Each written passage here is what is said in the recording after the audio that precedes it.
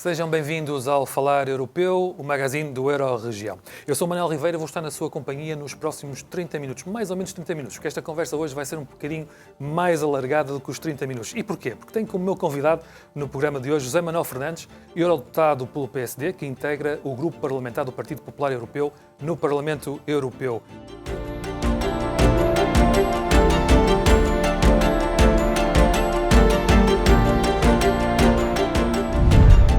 Senhor Eurodeputado, muito boa tarde e muito obrigado por ter aceitado. Boa tarde. É um prazer. Vamos começar pela atualidade e pela decisão tomada ontem pela Comissão Europeia em aceitar oficialmente a Ucrânia e a Moldávia como candidatos à adesão à União Europeia. Sabemos que o processo de adesão à UE obriga a uma série de exigências, é um processo demorado. Dada a situação de guerra que vive, a Ucrânia vai ter mais dificuldades, ou as dificuldades vão ser mais acrescidas para entrar no clube. Pode-nos dar mais ou menos uma estimativa de quando é que a Ucrânia vai reunir todas as condições para ser um Estado-membro, e também sem esquecer a Moldávia, obviamente, são dois países que estão aqui na calha. O Conselho Europeu aprovou o estatuto de candidato para a Ucrânia e para a Moldávia em função de uma proposta, de um parecer favorável da Comissão.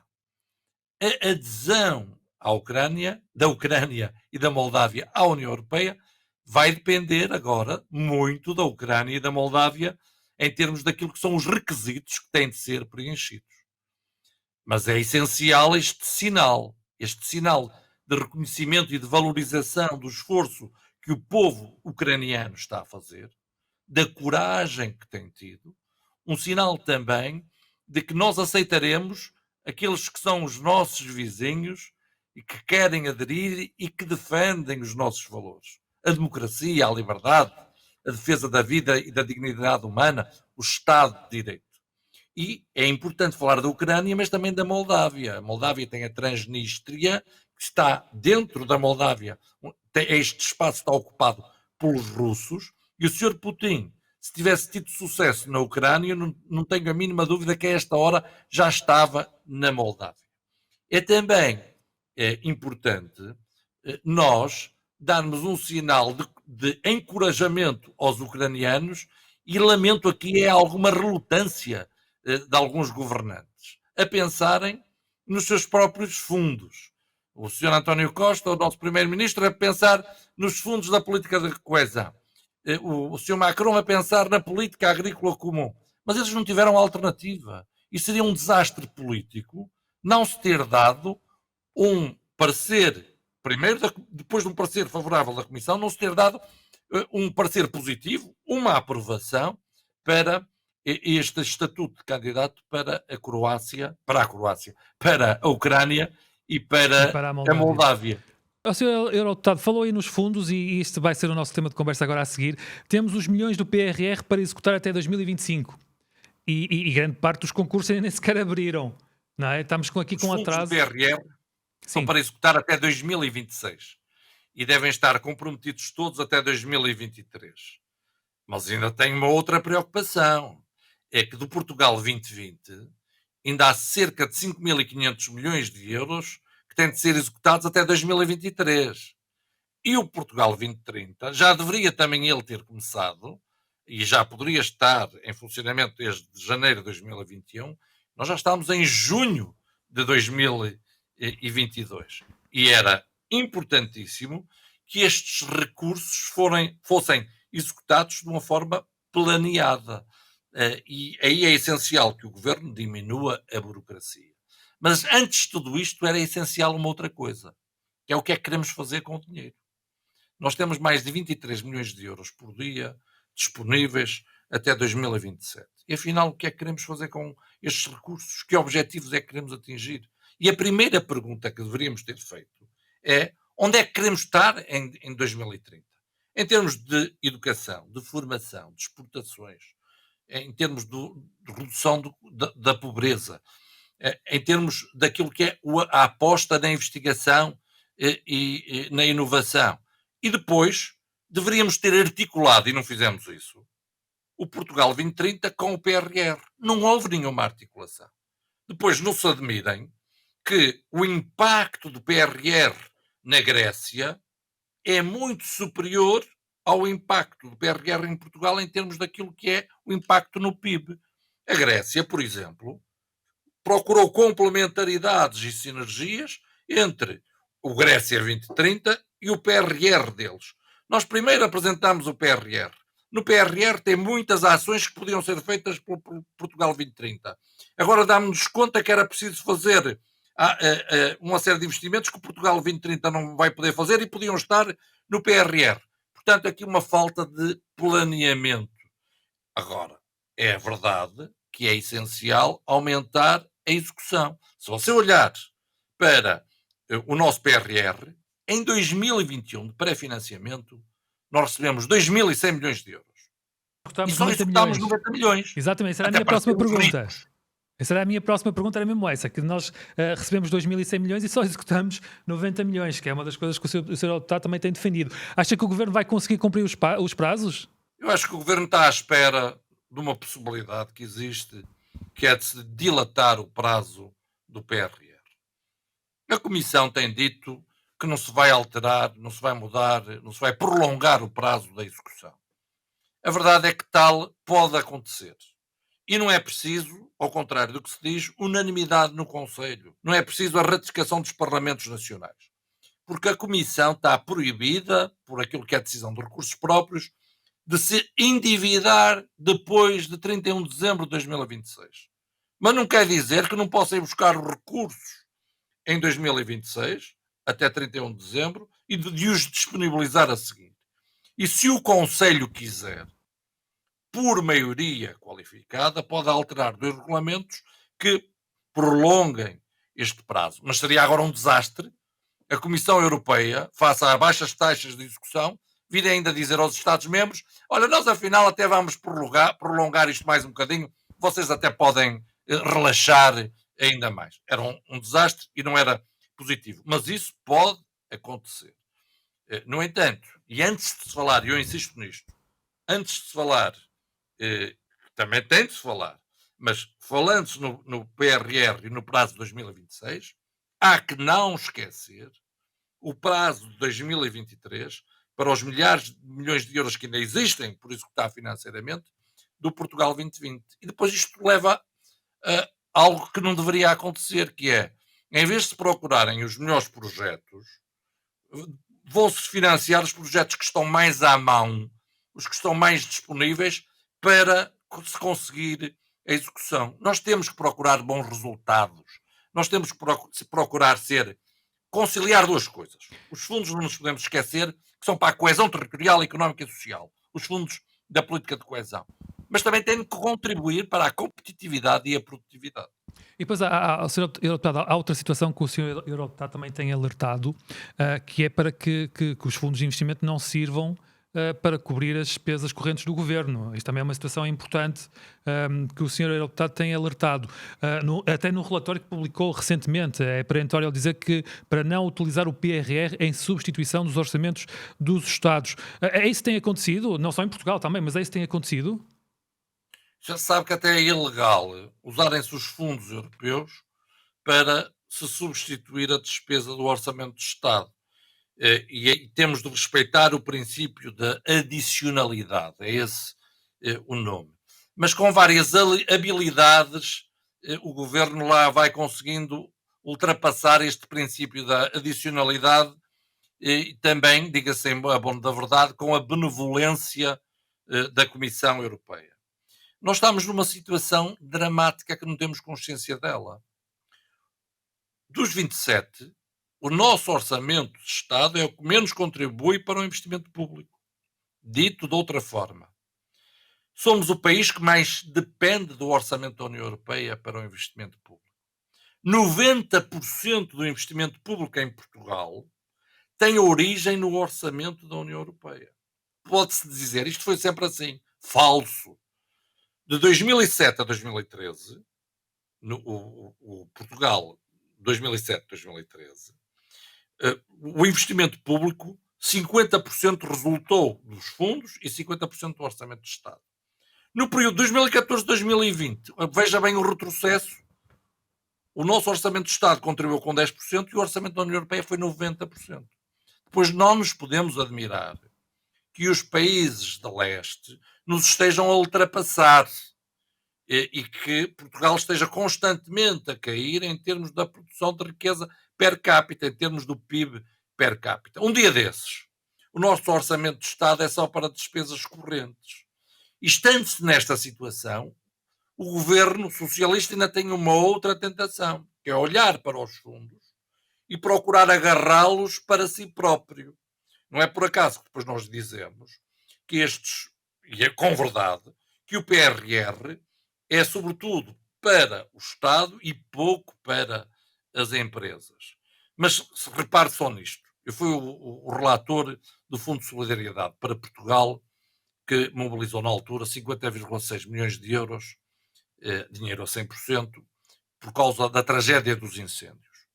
O governo, em vez de distribuir estes recursos pelos territórios afetados, ficou com mais de metade para si próprio. Mais de metade para se financiar a si próprio. Numa legalidade muito duvidosa, mas numa situação de moralidade zero.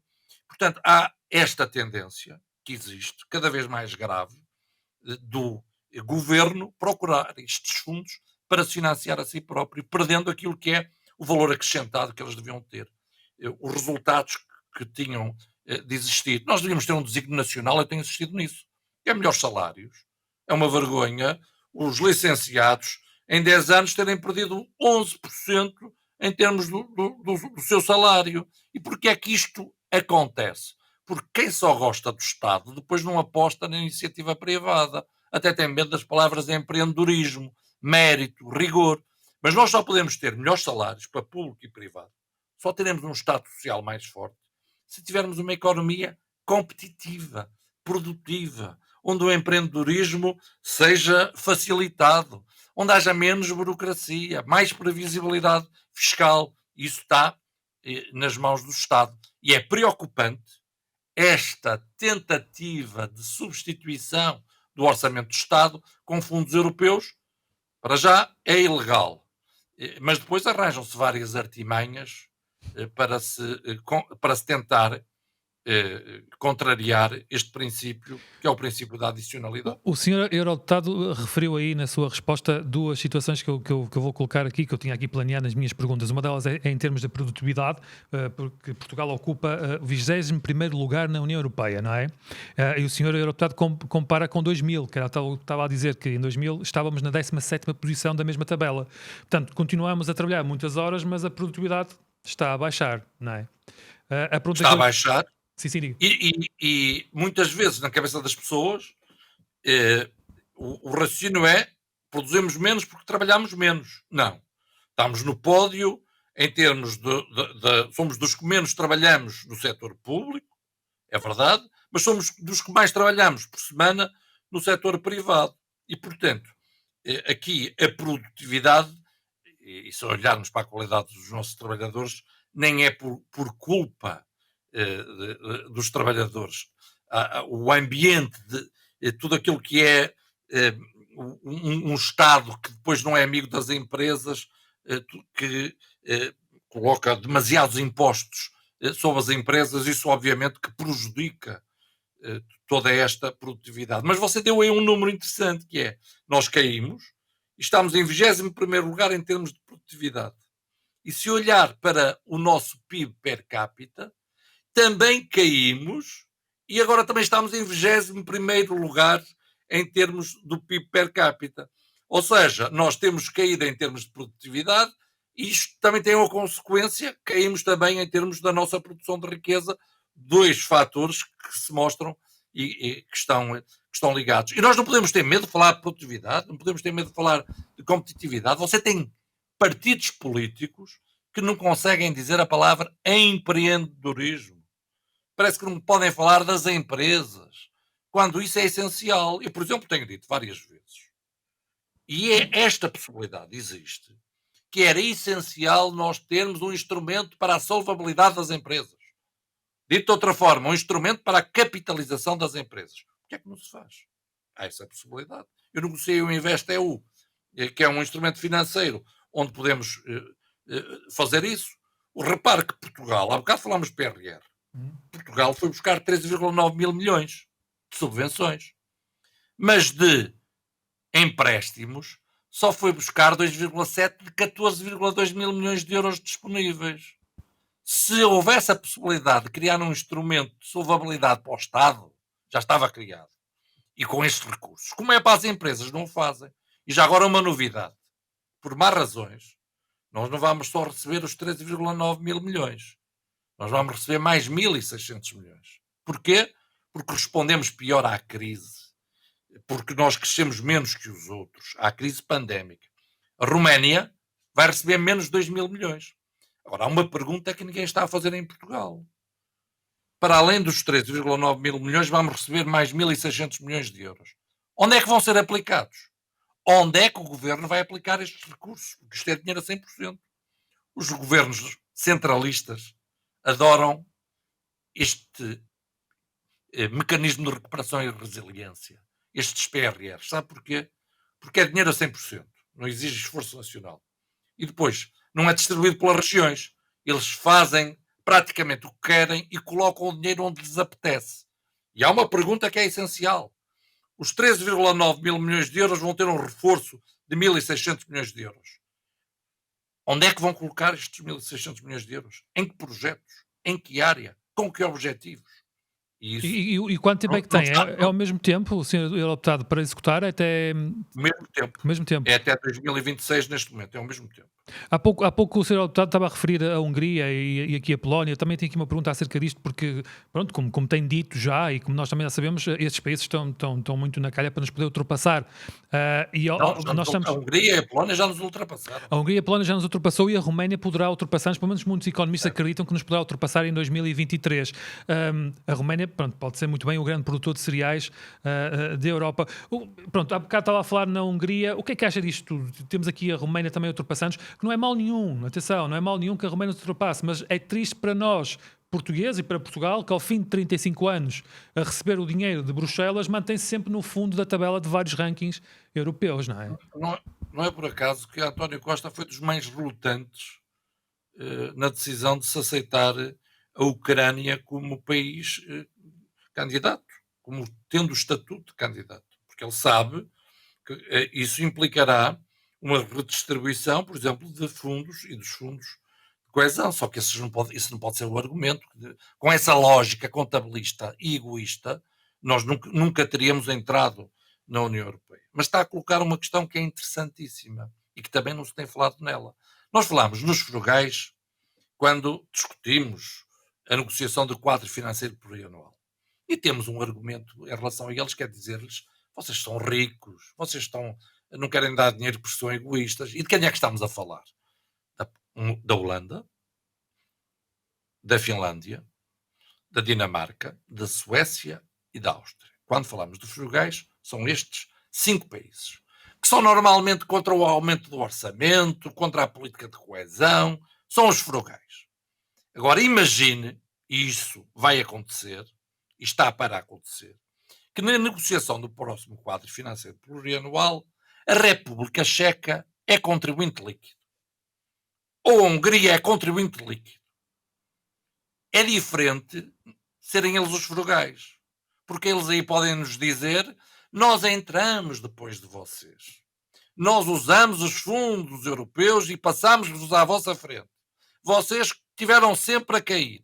E agora ainda querem que a gente os esteja a financiar. Não, nós vamos cortar na política de coesão. E agora repare bem o dramatismo que isso implica face à nossa dependência, que há bocado referi, em termos dos fundos europeus.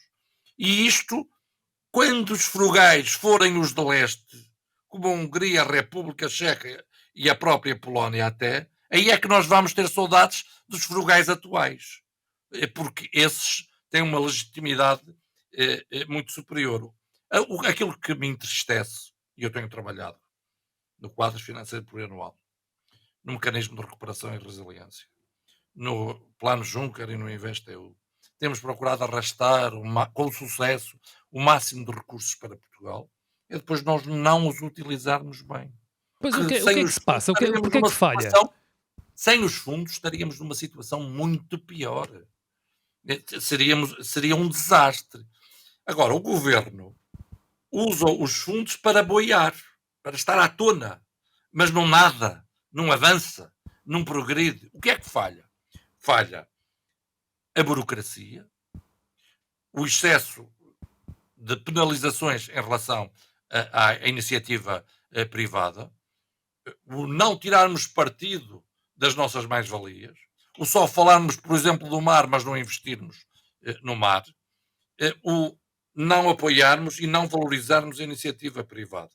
Há quem olhe para, para o Portugal e numa visão socialista acha que aquilo que é bom é o que é público.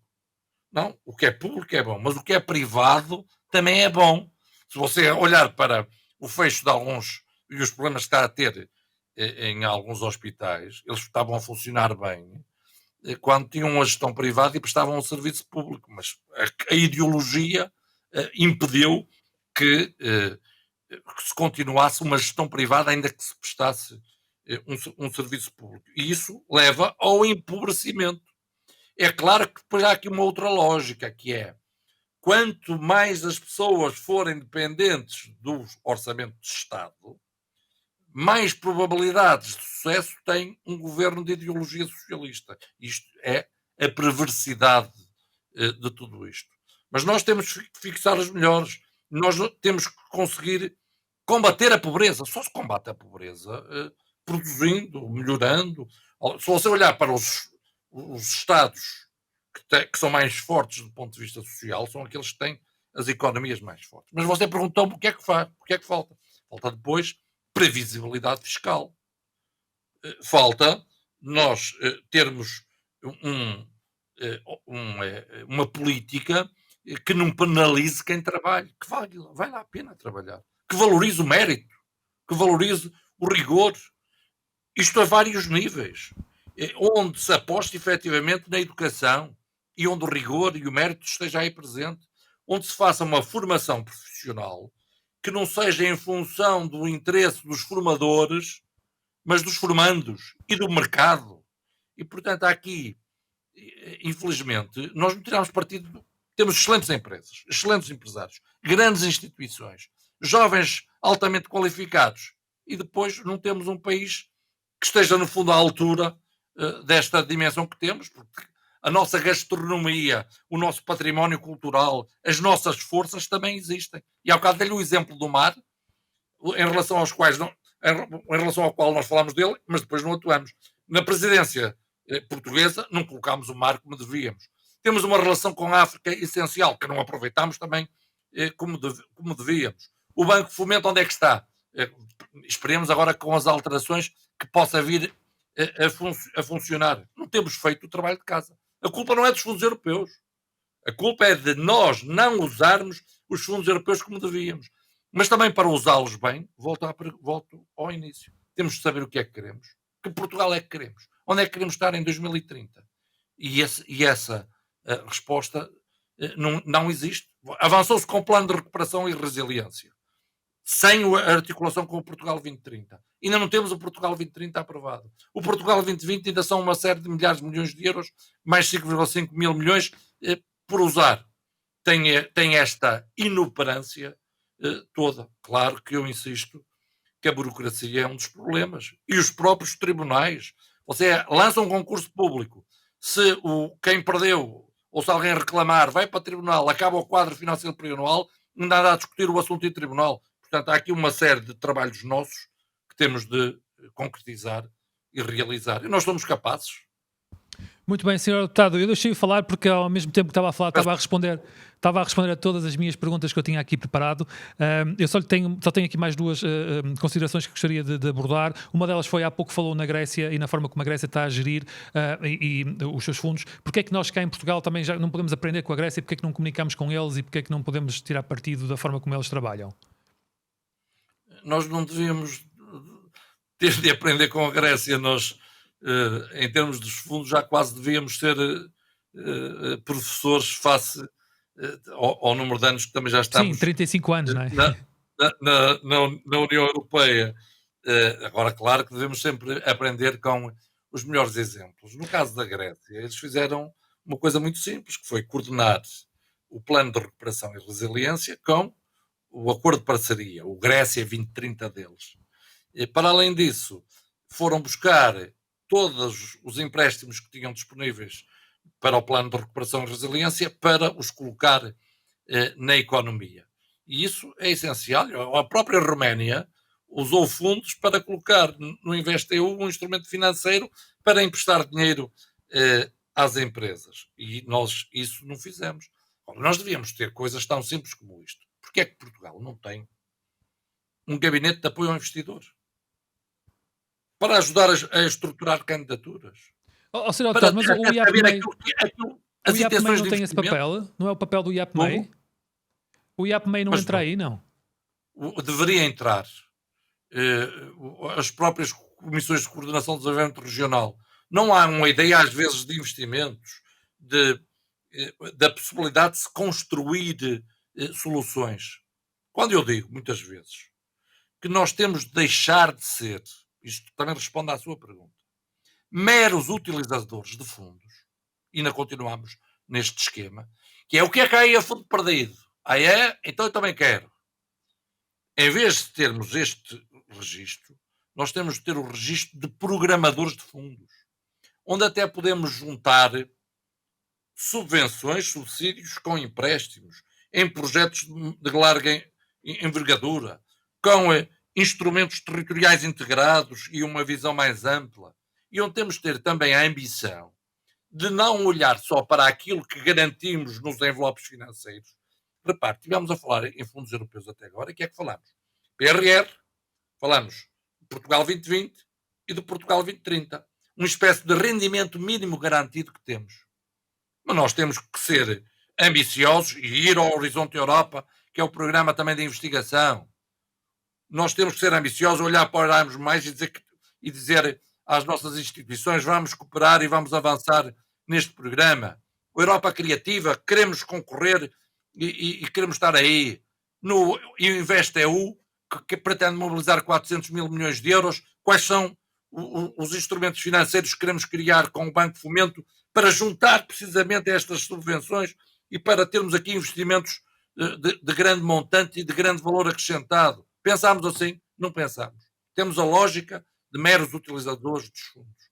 Quando nós, aos anos que já estamos na União Europeia, tínhamos de ter a lógica de programadores, de sabermos o que é que queremos, vermos as disponibilidades e juntarmos todos estes recursos. Depois devíamos juntar mais um outro, que eram os recursos do Orçamento de Estado.